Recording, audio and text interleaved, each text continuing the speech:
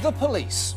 They protect us, they serve us, and they provide us with an endless source of TV show one-liners.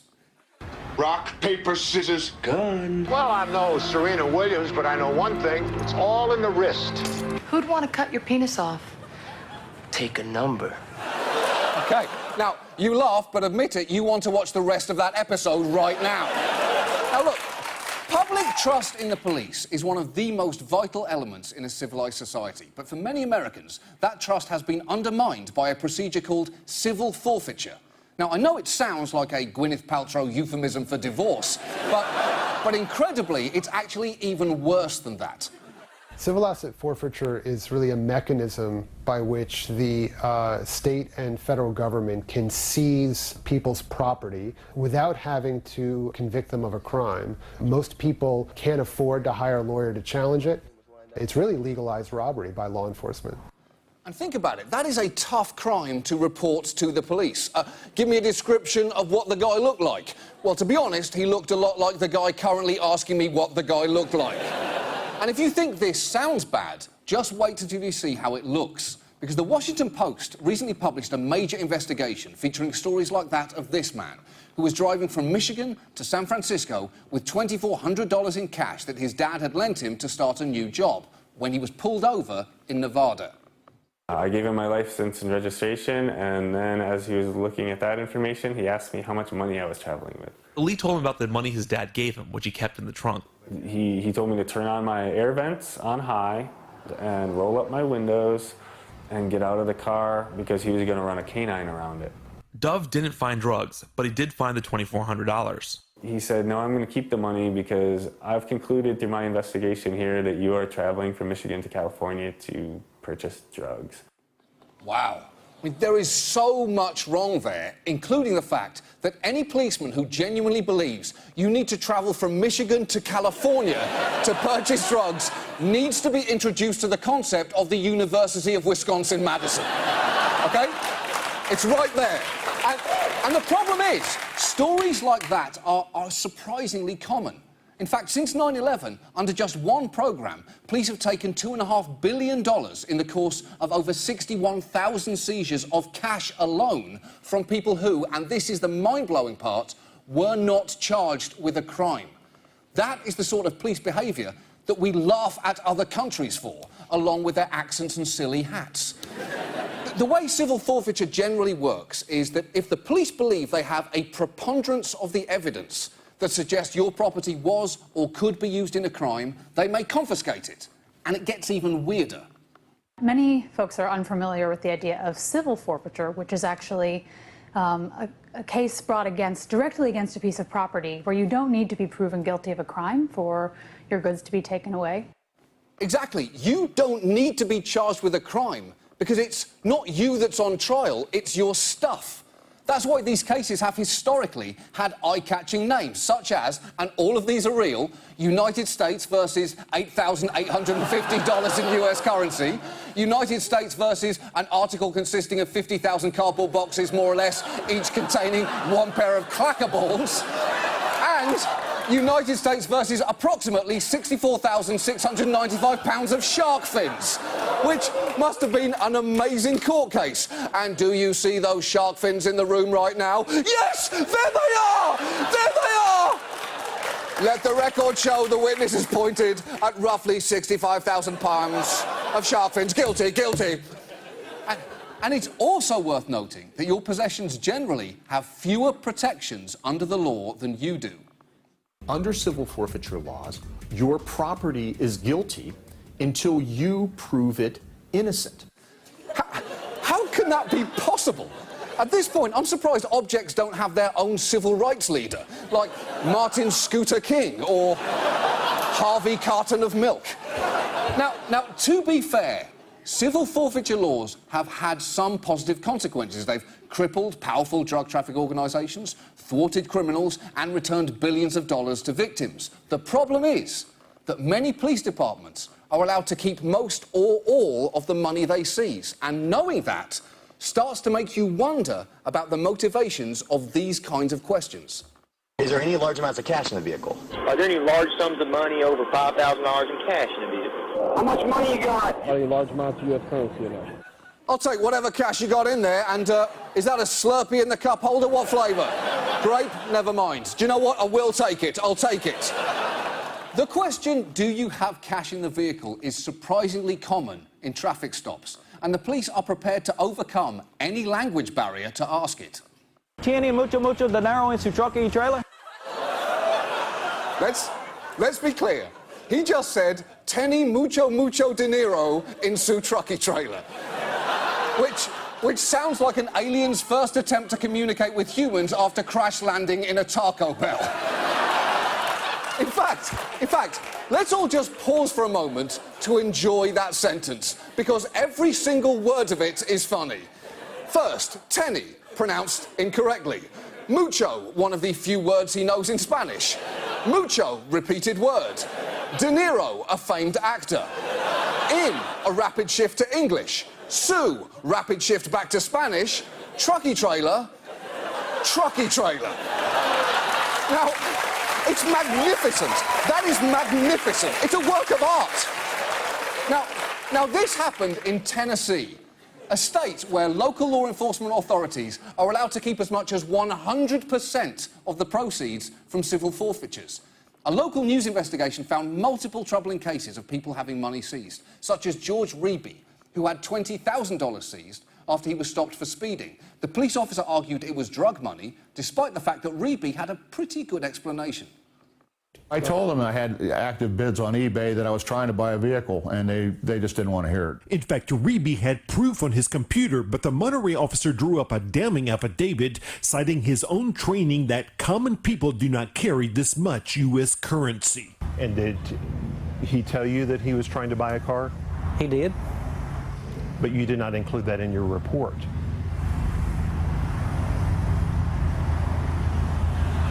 If it's not in there, I didn't put it in there. So why would you leave that out?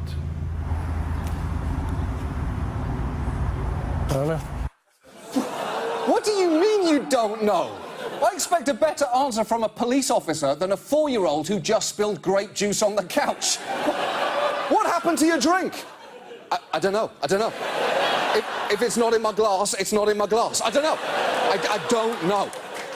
And look, it's not always just a roadside stop. In 2008, police raided the Contemporary Art Institute of Detroit during its Funk Night because it didn't have a liquor license, seizing 44 cars under the argument that simply driving vehicles to the location of an unlawful sale of alcohol was sufficient to seize a car.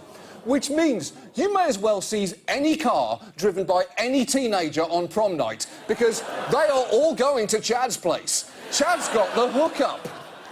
We actually managed to get the security video of that Detroit raid, and you can see the police burst in and arrest people with the disco lights still swirling in the single funkiest shakedown in human history. They each had to pay $900 to get their cars out of the impound, with the exception of the one person whose car was actually stolen from the lot to which it had been towed.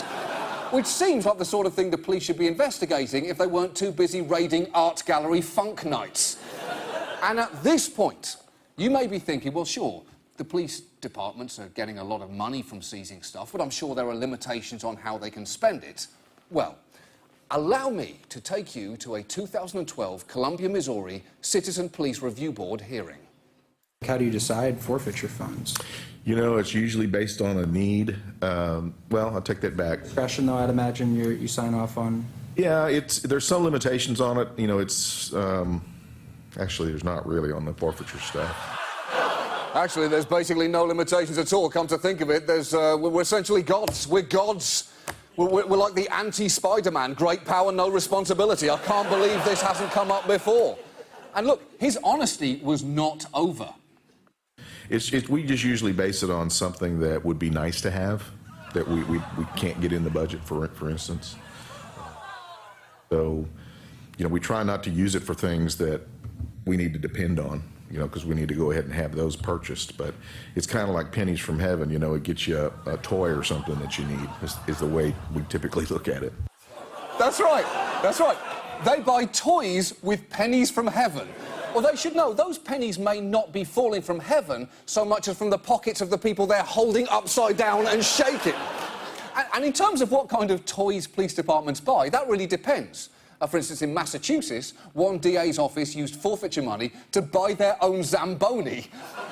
Even though, auditors noted, we could not determine where this machine was located or the law enforcement purpose it serves. Although that last one is obvious. Just think about it. Because if you are robbing a bank and the police pull up in a Zamboni, you're going to give yourself up just out of sheer curiosity.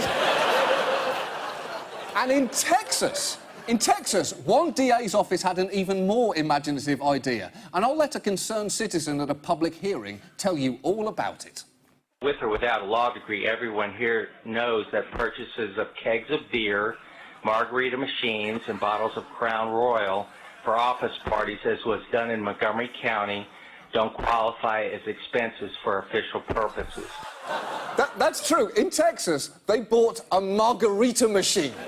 They were literally using this money as their own personal slush fund. They were literally... It's perfect. The analogy, it's perfect. And look, if the police need money for equipment, we should clearly be giving it to them. And if they need money for margarita machines, they should be f***ing paying for that themselves. But these civil forfeiture laws have warped law enforcement priorities and perception, and nowhere is that more clear than Philadelphia. Philadelphia officials over a 10-year period have seized more than 1,000 houses, about 3,300 vehicles, and $44 million in cash and civil forfeitures. Holy shit. Usually when someone describes something taking 3,000 vehicles and 1,000 houses, they're talking about a fucking hurricane. Now, one of those houses belongs to the Soravelis family, and the reason for that seizure seems a little harsh from the outside. Police arrested their 22-year-old son Yanni on drug charges, $40 worth of heroin, and claim he was selling drugs out of the home. Police and prosecutors came armed with a lawsuit against the house itself. Exactly, because remember, the parents aren't on trial, the house is, which is clearly ridiculous. The only drug-containing house that needs a lawsuit against it is this one. You're on the edge. You're on the edge, house. You're this close. You're this close to losing your job. You're good, damn it. You're good, house. You're close, house. You're close. But you're good. But you're so close. But you're so good, house. And once their house was seized, the Soravelises got to experience the final problem with civil forfeiture. Recourse can be incredibly difficult. Here in Philadelphia, if you have your property taken, you can come here to City Hall and go to courtroom 478 and try to get it back. Problem is, the people that are taking the belongings are also the ones calling the shots inside the courtroom. The Soravelises showed up to courtroom 478 ready to plead their case to a judge. Instead, they say they faced a prosecutor from the DA's office. That's right. Their first step in challenging the police seizing their property was in a courtroom without a judge hearing their case. How can you even still call that a courtroom? If you take all the doctors out of a hospital and replace them with otters, that's no longer a hospital. It's better, it's much better, but it's not a hospital. I don't know what, I love it, but it's not a hospital. In fact, recourse is so difficult that most people who've lost stuff to civil forfeiture just choose to walk away rather than fight. So at this point, it should seem obvious that the bad may be starting to outweigh the good with civil forfeiture laws. So we've really got two choices. We can take a hard look at reforming them, or, at the very least, we need to reform our network cop dramas to make them a lot more representative of what is actually happening. Coming soon, Law and Order, Civil Asset Forfeiture Unit. Get ready to go inside the thrilling world of civil forfeiture.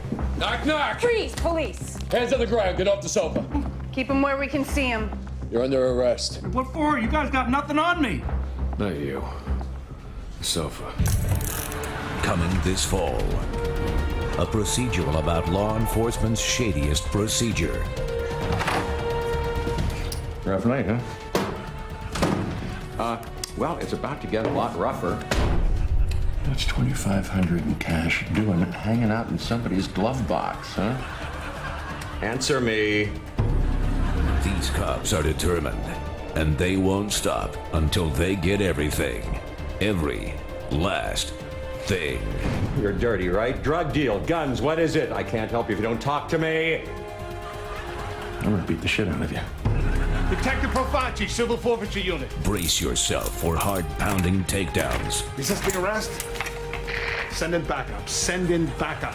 The defendants are inanimate, but the drama is anything but. Fresco.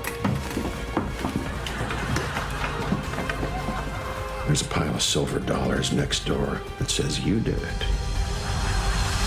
You will lose, and I will win.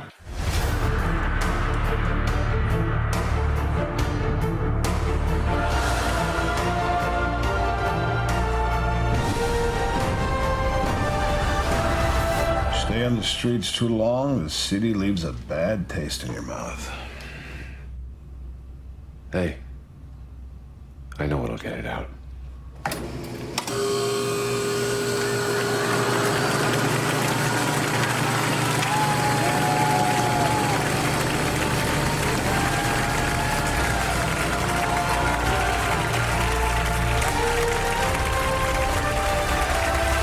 Law and Order, Civil Asset Forfeiture Unit. I'm gonna crumple you up till you look like a cat's asshole.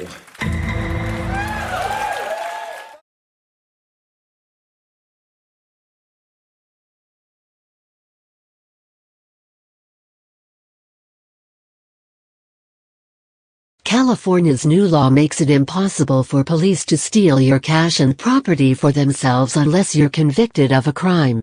Image: http://thefreethought.com/wp-content/uploads/2016/10/police-theft.jpg Steal California. In a refreshing and unfortunately rare instance of reasonableness in policy, California Governor Jerry Brown recently signed into law a piece of legislation requiring police to secure an actual conviction before stealing people's stuff in drug-related offenses. Civil asset forfeiture has been rightly likened to state-sanctioned armed robbery, as it allows police to commandeer cash, vehicles, homes, or any property of value, even if the person is never charged with a crime, and then use or sell the items for profit for their departments. Police in Oklahoma, for example, recently honed their thievery by rolling out nefarious electronic recovery and access to data machines, known as a RAID, which can scan your bank account and prepaid cards, and, if an officer believes any balances are tied to a crime, can wipe those accounts dry. California's new law, formerly Senate Bill 443, quashes this nightmarish policing for profit in the exact way advocates of civil asset forfeiture (CAF) reform have been demanding for years. For police to keep cash stolen from people in amounts under $40,000 under the premise it has something to do with a drug-related crime, there must be an actual guilty verdict in court. The new law establishes some of the strongest property rights protections in the most populous state in the nation, explained Theshanatu, legal director of criminal justice at the Drug Policy Alliance, in a statement. The reforms are a model not only because of the policy enacted, but also for how the legislative process should work to promote the best interests of Californians. California's version of legalized armed robbery is particularly pernicious, as the American Civil Liberties Union of Northern California pointed out, allowing some police departments to keep 80% of the proceeds from their CAF booty, well over the 65% cap mandated by state law. In part, this is due to civil asset forfeiture's evil twin, federal equitable sharing, a convenient workaround for strict laws protecting civilians from greedy cops. Unfortunately, California law enforcement has found a lucrative way to evade the state's better-than-average laws, the federal government's equitable sharing program, wrote the Institute for Justice last year. Indeed, a recent report by the Drug Policy Alliance noted that while state forfeiture revenue has remained flat, equitable sharing revenue has skyrocketed. Between 2000 and 2013, California agencies collected an eye-popping $696 million, or nearly $50 million each calendar year, through equitable sharing with the Department of Justice. A large majority of both assets seized and proceeds received resulted not from adoptions, but from joint task forces and investigations with the federal government. This vehicle for equitable sharing will continue despite DOJ policy changes announced in January 2015. California law enforcement also hauled in almost $108 million from the Treasury Department's Equitable Sharing Program during fiscal years 2000 to 2013. As High Times noted, a report by the Drug Policy Alliance in 2013 found the average cash seized totaled $5,100, an alarmingly high sum, considering the same report cited an investigation which discovered in roughly 80% of those cases, the person was never charged with a crime. Law enforcement unions around the country have adamantly opposed any reforms to their convenient second profit source, and after a brief federal suspension of civil asset forfeiture at the beginning of the year, the Department of Justice reversed course, re-implementing CAF in April. As voracious as police appetites for your stuff might be, one of the original creators of the civil asset forfeiture program excoriated its current manifestation as profiteering from behind a badge in an op-ed penned in the Wall Street Journal in February this year. Brad Cates, director of the U.S. Justice Department's Civil Asset Forfeiture Office from 1985 through 1989, wrote, "During the Reagan administration I helped establish these programs because I believed they would quickly channel seized criminals' profits into the fight against organized crime and drug cartels. Yet over time we have created a new bad incentive, policing for profit, out of the reach of the proper legislative budget process." California's law will go into effect in the beginning of 2017, and, out of several states recently attempting to curb the ridiculous practice, is so far the only legislation to mandate an actual conviction, a guilty verdict, in order for police to keep assets. Writes the Drug Policy Alliance, civil asset forfeiture has allowed the government to seize and keep cash, cars, real estate, and any other property suspected of being connected to criminal activity even if the owner is never convicted of a crime. While civil asset forfeiture was originally conceived in the 1980s as a way to target the resources of criminal organizations, it has become a method for law enforcement to confiscate and profit from the savings and property of those not charged with any criminal wrongdoing. SB 443 requires that state and local agencies abide by stricter standards before they profit from federal forfeitures. Echoing countless others, Cates concludes his editorial in no uncertain terms. 3 decades ago I helped create our civil asset forfeiture system. Now it is time to end it. Read more at http://theft-robbery-police-ban-california/#BQMPKU3D7 giftguide.99